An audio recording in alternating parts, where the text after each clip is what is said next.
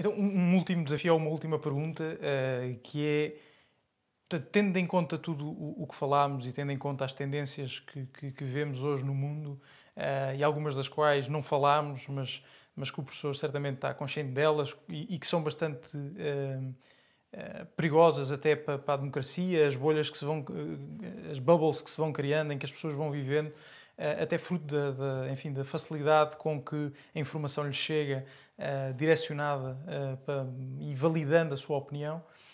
Portanto, tendo em conta isto, tendo em conta esta mudança acelerada que vivemos, tendo em conta que as famílias, os pais, os avós foram criados e educados em contextos que são bastante diferentes, o que é que cada um de nós, enquanto pai, filho, empresário, diretor de escola, professor, o que é que cada um de nós pode fazer para ajudar os nossos filhos a serem mais capazes para enfrentar o século XXI, em constante mudança?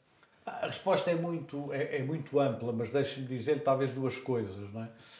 A primeira é a minha grande preocupação hoje, não é? Anterior à Covid, mas acentuada pela Covid, é todos os efeitos de isolamento, de radicalismo individualista, de fragmentação das sociedades, de incapacidade de falarmos uns com os outros, a incapacidade de termos formas de podermos conversar, e por isso é que a ciência é muito importante, porque a ciência é uma das poucas linguagens em que nos permite ainda ter uma base de conversa uns com os outros, todos esses efeitos que são de intolerância, de um fechamento identitário, que a internet veio promover de uma maneira absurda. Não é? Por um lado, certas ideologias e, por outro lado, a internet. Não é? Porque vamos lá buscar aqueles que são iguais a nós, que pensam como nós, elaboramos teorias conspirativas,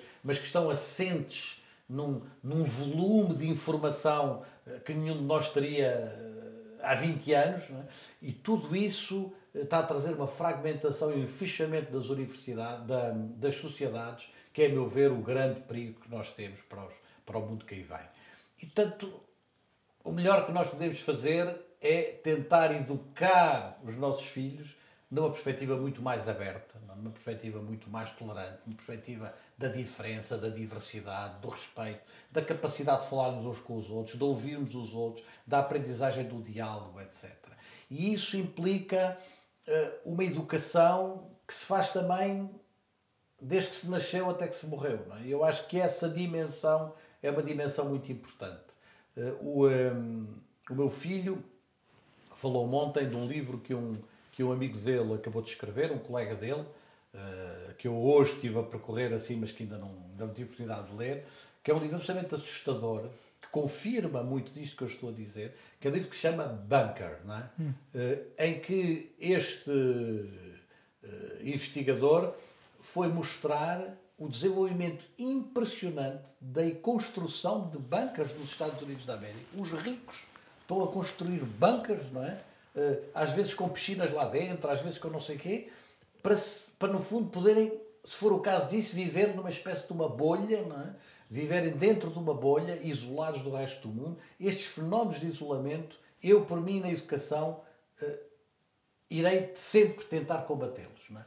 E seja através das tendências do famoso homeschooling, isto é, o regresso da educação para dentro de casa, seja de qualquer tendência de isolamento das crianças, a minha posição sobre a educação é apresentar o mundo às crianças, apresentar o mundo todo, não é?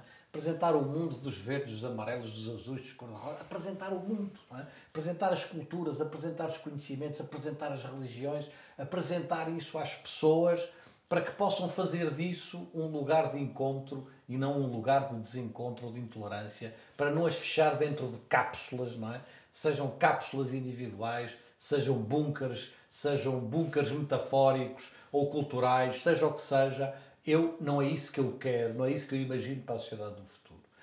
E é verdade que o processo da demografia, do aumento demográfico, da maior esperança de vida, que está a trazer uma transformação extraordinária às nossas sociedades.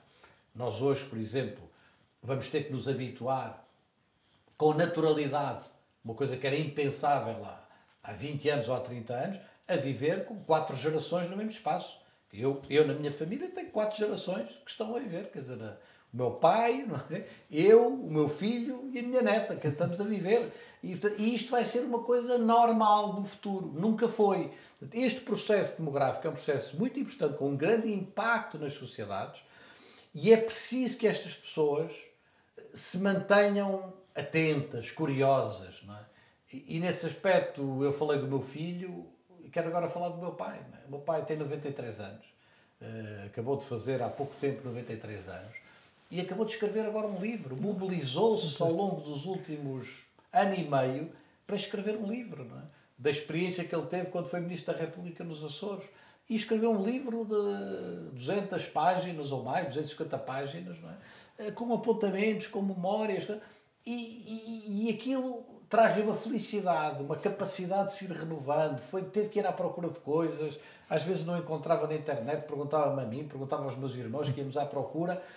É preciso ir construindo um sentido. Porque, na verdade, na educação, tudo se baseia na ideia do sentido. Qual é o sentido que tem para nós uma determinada aprendizagem? Que sentido tem para uma criança uma determinada aprendizagem? Não vale a pena tentar-lhe impingir coisas que não têm sentido. Não é? Temos que ensinar matemática às crianças. Aí temos. A matemática é central. Eu costumo brincar com a matemática. A matemática é central porque não há cidadania sem matemática. A gente tem muitas conversas de cidadania, achando que a cidadania é uma coisa no ar. Não há cidadania se não houver matemática. Então, agora, dizer isso é uma coisa.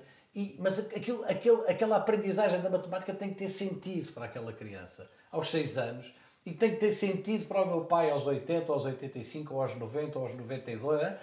O que ele faz naquele momento, a maneira como ele se mobiliza, a maneira como... É esse processo de renovação que, no fundo, é o coração da educação. Uma educação que, nos últimos 50 anos, ganhou esta dimensão de educação permanente, a chamada educação ao longo da vida, e, portanto, toda a gente, em todos os momentos, tem que se educar. E isso foi um movimento que nasceu na Unesco, numa Comissão Internacional sobre os Futuros da Educação, há 50 anos, e eu agora estou numa nova Comissão Internacional sobre os Futuros da Educação, e ao revisitar essa comissão há 50 anos, eles diziam 2 coisas. Diziam que a educação ia-se fazer ao longo de todos os tempos da vida, mas que a educação se ia fazer em todos os espaços da vida, que é a tal ideia de capacidade que eu falei há pouco. Ora, é verdade que nós retivemos a primeira parte da afirmação, não retivemos a segunda. Portanto, a ideia dos espaços, não é? A ideia de que a educação não se faz apenas no espaço da escola e que há muitos outros espaços da família, da sociedade, da cultura, das associações. E por isso é que é tão importante que um estudante universitário participe em dimensões associativas, e no desporto, e na cultura, e nos bairros, e no espaço das comunidades, e na vida política, no sentido amplo do termo. É disso que se faz a educação. É disso que se faz a educação. E não é apenas de uma coisa que acontece, não é? Lá, num quadradinho chamado sala de aula, durante uma determinada hora, com um professor a ensinar uma determinada matéria. É isso que eu julgo que nós temos que olhar nessa dimensão para a educação do futuro. Creio que é por aí que passa a educação do futuro. Uau, fantástico, professor. Foi um privilégio tê-lo connosco. Muito obrigado mais uma vez. Tínhamos muitas mais questões para lhe fazer, mas o tempo já não é muito e, portanto, vamos fechar. Ficamos por aqui. Muito obrigado a todos que também nos seguiram desse lado.